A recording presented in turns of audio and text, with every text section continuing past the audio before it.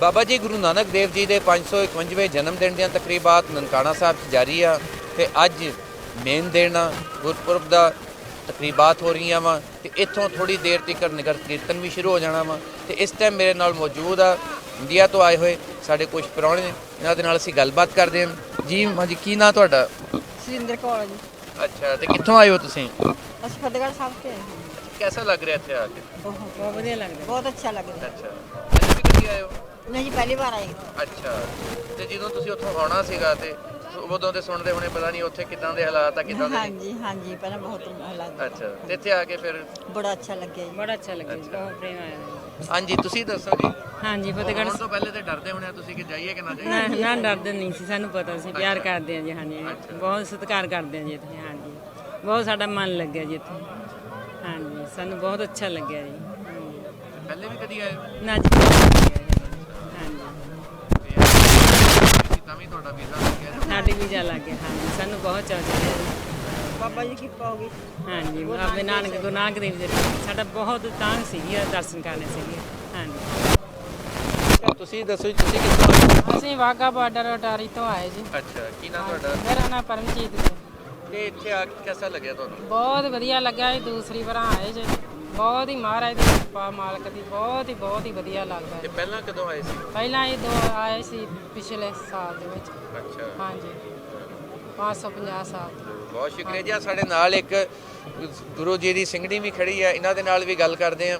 ਹਾਂਜੀ, ਕੀ ਹਾਲ ਆ ਜੀ? ਕੀ ਨਾਂ ਤੁਹਾਡਾ? ਹਾਂਜੀ, ਵਾਹਿਗੁਰੂ ਜੀ ਕਾ ਖਾਲਸਾ, ਵਾਹਿਗੁਰੂ ਜੀ ਕੀ ਫਤਿਹ। ਮੇਰਾ ਨਾਮ ਹੈ ਬਲਵਿੰਦਰ ਕੌਰ ਖਾਲਸਾ, ਗੱਤਕਾ ਪ੍ਰਧਾਨ, ਗੱਤਕੇ ਦੀ ਲੇਡੀ ਪ੍ਰਧਾਨ ਆ ਮੈਂ ਇਸਮਾਂ ਦੀ। ਹਾਂਜੀ, ਸਾਨੂੰ ਇੱਥੇ ਆ ਕੇ ਬਹੁਤ ਵਧੀਆ ਲੱਗਿਆ। ਪਾਕਿਸਤਾਨ ਵਿੱਚ ਪਹਿਲੀ ਵਾਰ ਆਏ ਆ ਤੇ ਬਹੁਤ ਵਧੀਆ ਲੱਗਿਆ। ਇੱਥੋਂ ਦੀ ਸੰਗਤ ਦਾ ਪਿਆਰ ਦੇਖਿਆ, ਬਹੁਤ ਜ਼ਿਆਦਾ ਵਧੀਆ ਲੱਗਿਆ। ਉਰੇ ਦਾ ਪਿਆਰ ਬਹੁਤ ਕਰਦੇ ਆ ਸਾਨੂੰ, ਬਹੁਤ ਜ਼ਿਆਦਾ ਸੇਵਾ ਸਾਡੀ ਵਧੀਆ ਕਰੀ ਇੱਥੋਂ ਦੀ ਸੰਗਤ। ਤੇ ਇੱਥੇ ਆ ਕੇ ਸਾਨੂੰ ਇੱਥੋਂ ਦੀ ਜੋ ਗੁਰੂ ਨਾਨਕ ਦੇਵ ਜੀ ਦੇ ਚਰਨਾਂ ਦੀ ਧੂੜ ਮਸਤਕ ਨੂੰ ਲਾਉਣੀ ਮਿਲੀ। ਅਸੀਂ ਕਰਮ ਵਾਲੇ ਹਾਂ ਜੋ ਸਾਨੂੰ ਪਾਕਿਸਤਾਨ ਦਾ ਵੀਜ਼ਾ ਮਿਲਿਆ ਤੇ ਅਸੀਂ ਦਰਸ਼ਨ ਕਰਕੇ ਬਹੁਤ ਖੁਸ਼ ਹੋਏ ਹਾਂ। ਤੇ ਹਾਂਜੀ। ਅੱਛਾ, ਤੇ ਤੁਸੀਂ ਆ ਜਿਹੜੇ ਕੱਪੜੇ ਪਾਏ ਹੋਏ ਆ ਇਹਦੇ ਬਾਰੇ ਥੋੜਾ ਜਿਹਾ ਦੱਸੋ। ਹਾਂਜੀ, ਇਹ ਮੇਰੇ ਕਿ ਵੀ ਮੈਂ ਗੁਰੂ ਦੀ ਸਿੰਘਣੀ ਆ। ਆਪਣੀ ਸਿੰਘਣੀ ਜਿਵੇਂ ਮਾਤਾ ਭਾਗ ਕੌਰ, ਮਾਤਾ ਸਾਹਿਬ ਕੌਰ ਜੀ ਸੀਗੇ, ਉਹ ਸਾਡੇ ਉਹਨਾਂ ਦੀਆਂ ਅਸੀਂ ਵਾਰਸਾਂ। ਜਿਵੇਂ ਗੁਰੂ ਗੋਬਿੰਦ ਸਿੰਘ ਜੀ ਸਾਡੇ 10ਵੇਂ ਪਿਤਾ ਦੇ, ਗੁਰੂ ਨਾਨਕ ਦੇਵ ਜੀ ਤੋਂ ਪੀੜ੍ਹੀ ਚੱਲਦੀ ਆ ਰਹੀ ਆ। 10ਵੇਂ ਪਾਤਸ਼ਾਹ ਜਿਹੜੇ ਗੁਰੂ ਗੋਬਿੰਦ ਸਿੰਘ ਜੀ ਸਨ, ਉਹਨਾਂ ਨੇ ਅੰਮ੍ਰਿਤ ਦੀ ਦਾਤ ਬਖਸ਼ੀ ਸਾਨੂੰ। 5 ਪਿਆਰਿਆਂ ਤੋਂ ਅੰਮ੍ਰਿਤ ਛਕਾ ਕੇ ਸਾਨੂੰ ਸਿੰਘ ਸਿੰਘਣੀਆਂ ਖੜੀਆਂ ਕਰੀਆਂ ਤੇ ਅੰਮ੍ਰਿਤ ਛਕਾ ਕੇ ਇਸ ਜੋ ਬਾਣਾ, ਇਹ ਗੁਰੂ ਦਾ ਬਾਣਾ ਵਾ ਤੇ ਇਹ ਸ਼ਸਤਰਧਾਰੀ ਸਿੰਘਣੀ ਦੀ ਨਿਸ਼ਾਨੀ ਆ। ਕਿਉਂਕਿ ਸਿੰਘਣੀ ਦਾ ਅਸਲੀ ਰੂਪ ਇਹੀ ਆ ਵੀ ਸ਼ਸਤਰਧਾਰੀ ਰਹਿਣਾ ਤੇ ਹਰ ਟਮੇ ਇਸ ਜੰਗ ਵਾਂਗ ਤਿਆਰ ਰਹਿਣਾ। ਵੀ ਜੰਗ ਤਿਆਰ ਬਰ ਤਿਆਰ ਸਿੰਘਣੀ ਚਾਹੀਦੀ ਆ। ਸਿੰਘਣੀ ਦਾ ਰੂਪ ਅਸਲੀ ਇਹੀ ਆ।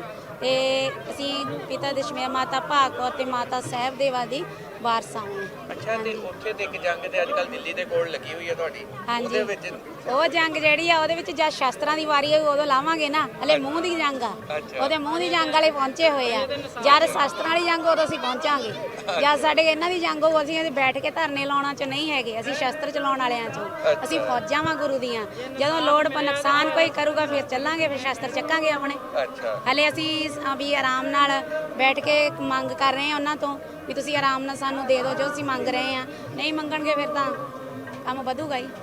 ਹਾਂ, ਸਾਡੇ ਗੁਰੂ ਸਾਹਿਬ ਨੇ ਪਹਿਲਾਂ, ਗੁਰੂ ਨਾਨਕ ਨੇ ਸਭ ਨੇ ਪਹਿਲਾਂ ਇਸ ਤਰ੍ਹਾਂ ਹੀ ਨਿਮਰਤਾ ਨਾਲ ਹੀ ਸਾਰੇ ਕਰੇ ਆ। ਨਿਮਰਤਾ ਨਾਲ ਹੀ ਸਾਰਾ ਕੁਝ ਕਰਿਆ। ਸਿੱਖੀ ਬੈਠ ਕੇ ਆਰਾਮ ਨਾਲ ਸੋਚਿਆ ਵੀ ਬੈਠ ਕੇ ਸਾਨੂੰ ਸਾਰਾ ਕੁਝ ਦੇ ਦੇਣ। ਜਦੋਂ ਫਿਰ ਨਹੀਂ ਮਿਲਿਆ ਜਾਂ ਫਿਰ ਗੁਰੂ ਗੋਬਿੰਦ ਸਿੰਘ ਜੀ ਨੇ ਦਸ਼ਮੇਸ਼ ਪਿਤਾ 6ਵੇਂ ਪਾਤਸ਼ਾਹ ਨੇ ਸ਼ਸਤਰ ਚੱਕਿਆ। ਜਦ ਧਰਮ ਦੇ ਖਿਲਾਫ ਨਹੀਂ ਚੱਕੇ, ਜੇ ਸਿਰਫ ਜੋ ਗਲਤੀਆਂ ਜ਼ੁਲਮ ਕਰਦੇ ਆ, ਜ਼ੁਲਮ ਦੇ ਖਿਲਾਫ ਫਿਰ ਮਹਾਰਾਜ ਨੇ ਸ਼ਸਤਰ ਚੱਕੇ ਸੀ। ਜਦ ਸਾਡੇ ਤੇ ਜ਼ੁਲਮ ਹੋਊ ਫਿਰ ਅਸੀਂ ਸ਼ਸਤਰ ਚੱਕਾਂਗੇ। ਉਹਨਾਂ ਚਿਰ ਅਸੀਂ ਜੇ ਕਹਿੰਦੇ ਆ ਵੀ ਸਹਿਜ ਨਾਲ ਸਾਨੂੰ ਸਾਰਾ ਕੁਝ ਮਿਲ ਜਵੇ, ਸਹਿਜ ਨਾਲ ਮਿਲੂਗਾ, ਨਹੀਂ ਮਿਲੂਗਾ ਫਿਰ ਸ਼ਸਤਰ ਤਾਂ ਚੱਕਾਂਗੇ।